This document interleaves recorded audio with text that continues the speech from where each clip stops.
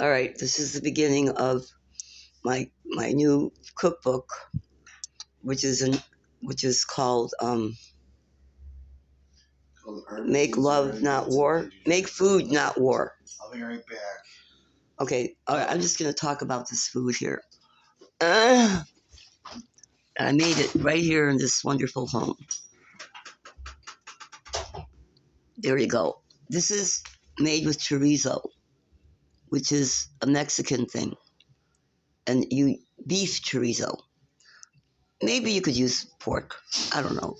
It depends on your taste. I prefer beef.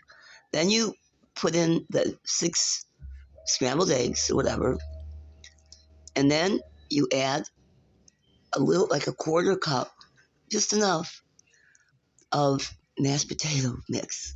Oh, and you fry these things in butter. It's really good with butter. And then you add avocado, and you have a tiny taco. It's called homemade tiny taco.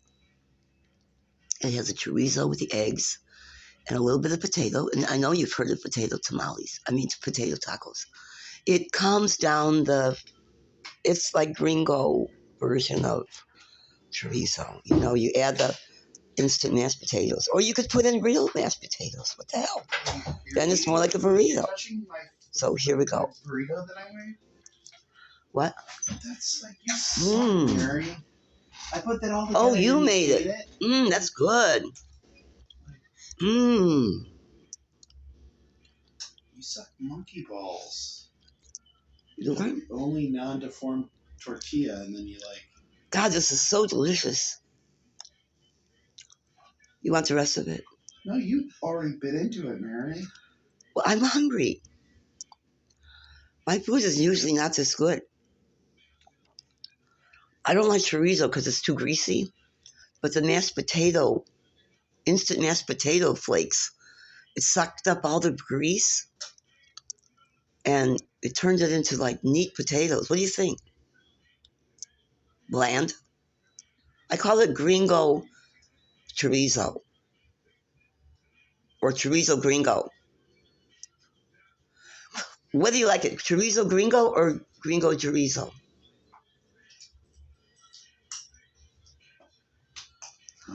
Chorizo is a sausage, by the way, and it means huevos is the eggs, and sausage is the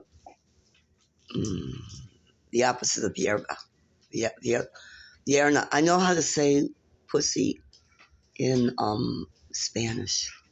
We should teach Spanish as we eat Hispanic food. So am I eating dick and ball sausage, Mary? No, huevos is the balls. Huevos rancheros. But you're eating chorizo, which is even more obvious. You're eating the chorizo, which is like a guy will say, "Hey, I want to have some. You want some chorizo?" And you know what he means. You want my sausage? I wish you didn't know that. Well, the thing about chorizo is it's actually just ground up sausage meat inside of a plastic. So they don't even bother with the real skin. They just go straight to what you call the condom. It's like eating chorizo from a condom. Oh, Merry Christmas. Okay, tell me how it tastes. Like I'm eating unwrapped dick meat, Mary. Try it.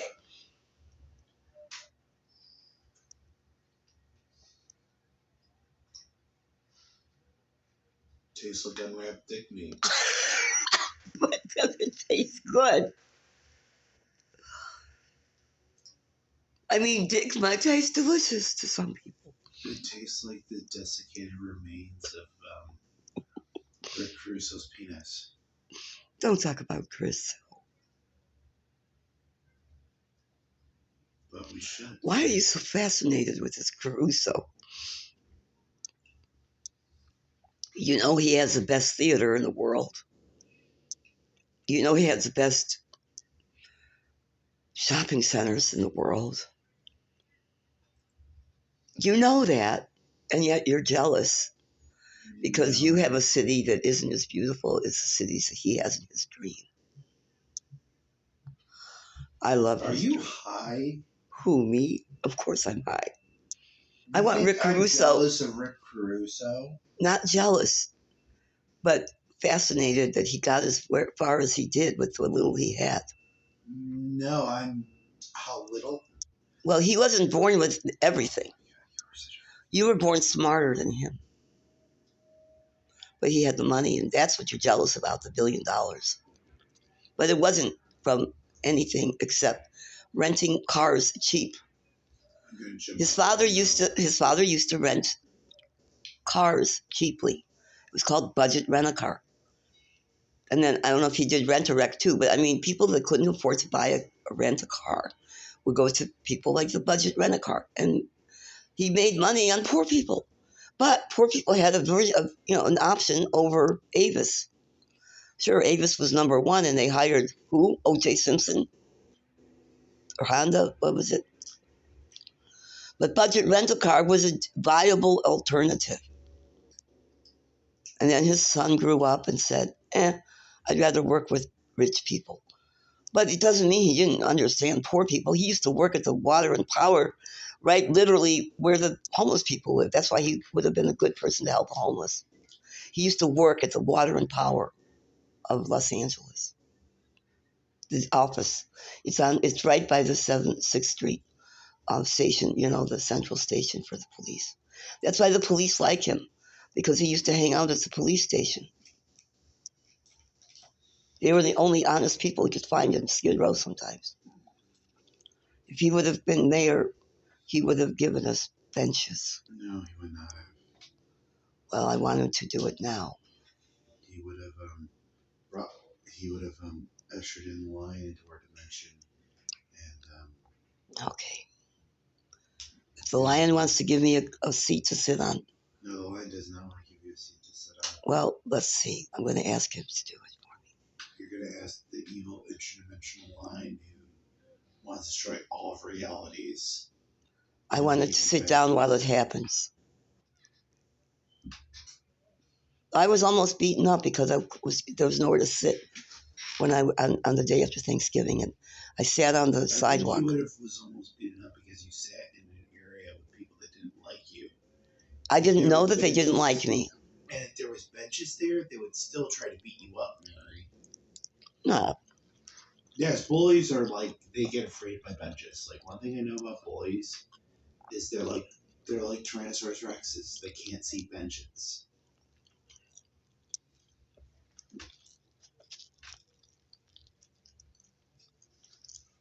I am Pollyanna. What I don't know won't hurt me. I don't think that they were looking to bother me. I think they got pissed off because I was so comfortable that I started eating. And they didn't want me eating in front of them. I came to remember me eating some turkey because I was hungry. And they didn't like that I was eating in front of them without offering it to them. That wasn't polite. So they had the point. But I know I kind of made up with Stephanie.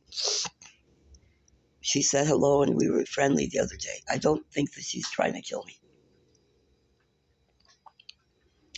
I think that in order for me to survive in this neighborhood, I have to make friends with a lot of people who don't like me.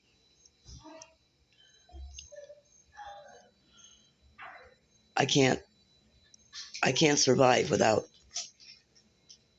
being nice to people that I know don't like me. Because we live in a very evil run place. It's where people go to die. I mean, the place where we live is a place where you come to. Razor blade so I can just slit my wrists and listen to you while my blood drains out, Mary? You're only 36 years old. 34? 34. You speak as if you were old. You're not old. You have a long life ahead of you. Now, where's that razor blade? It's not funny.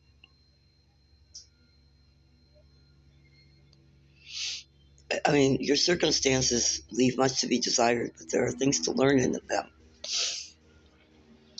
You're having an experience now that far surpasses anything that Jeff Bezos could dream of. You're inside of a you are the outdoors, the outside of a being from a different realm. All the billions of dollars that Jeff Bezos, plus those other fixed income billionaire people have, can't compare to what you have inside of you.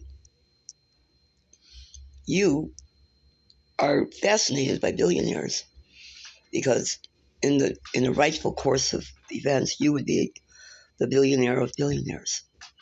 It just hasn't happened yet. So, are you calling me a sociopath, Mary? No, I'm calling you a billionaire. So you're calling me a sociopath? No, I'm calling you a billionaire in the making.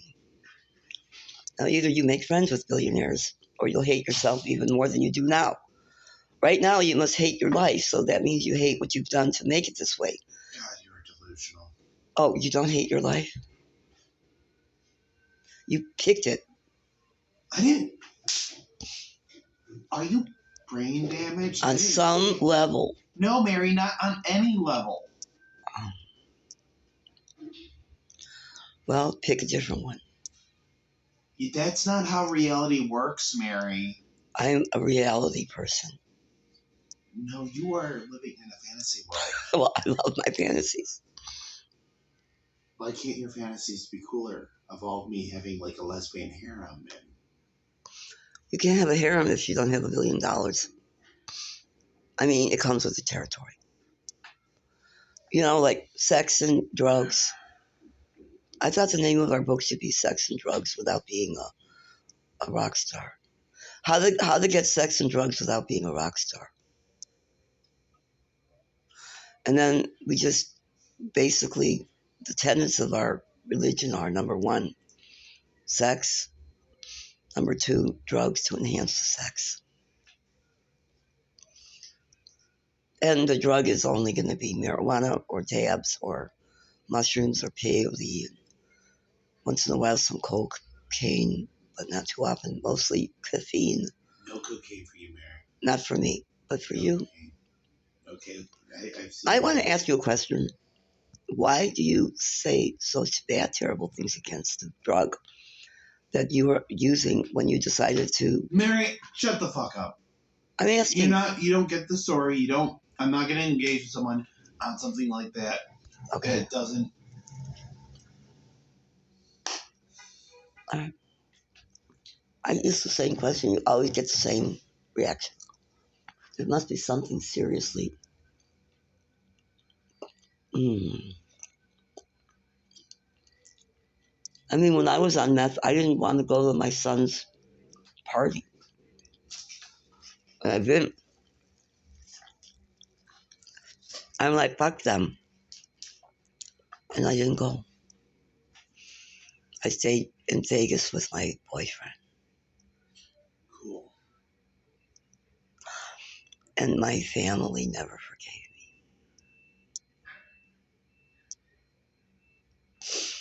So I could just say meth changed my life. Maybe if I had a family that loved me, I wouldn't be able to do stuff like this. I don't think I'm more free this way because freedom's just another word for nothing left to lose.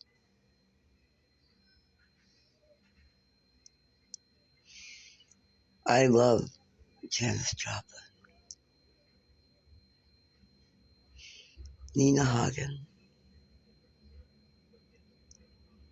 Ethel Merman.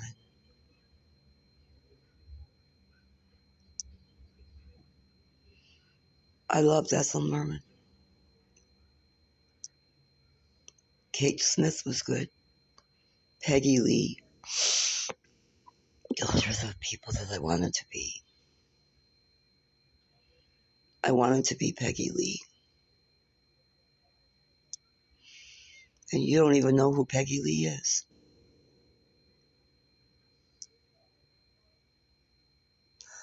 Peggy Lee sang, "How much is the doggy in the window? Arf, arf. The one with the waggly tail. Arf, arf.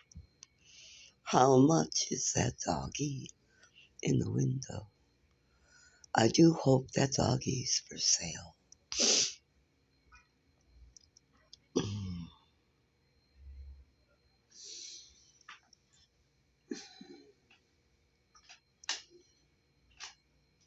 You need more weed, baby. Oh, I need more money. I gave you 100 yesterday. You summoned 200. I don't mean necessarily from you. I mean from the universe. I need more money, period, if I'm going to start. Well, if you want to get money, you should have I want to sell a Martian cookbook. I'm going to sell this as a cookbook and put religion inside the cookbook. There'll be a cookbook for marijuana. And we're going to try to get restaurants in Los Angeles, a chain of restaurants called MJ's, which is marijuana's. You know what I mean? MJ's.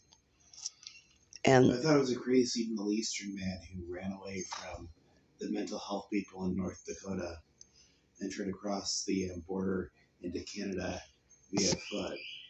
Via fudge. Yeah, I thought an MJ was a crazy Middle Eastern man who's gay. I never heard of an MJ.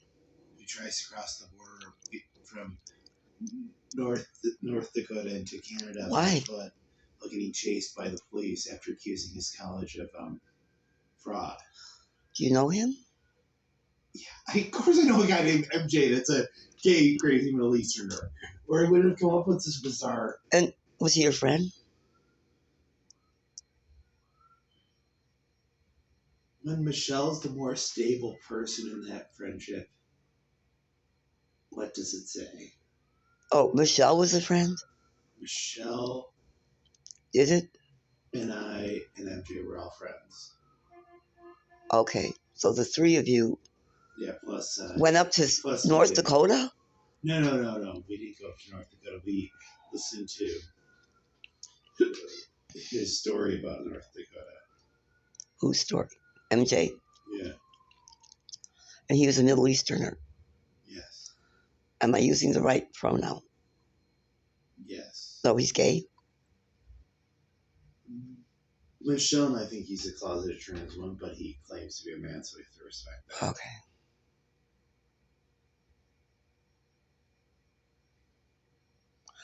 Did he cook? Yes.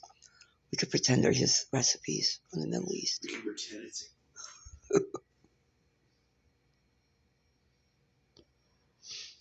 Anyway, Purple Buddha. Why is it a green day today? Why? It says green day. Does that mean we make money? You're adorable, Mary. I'm not. You're like a child that doesn't know anything.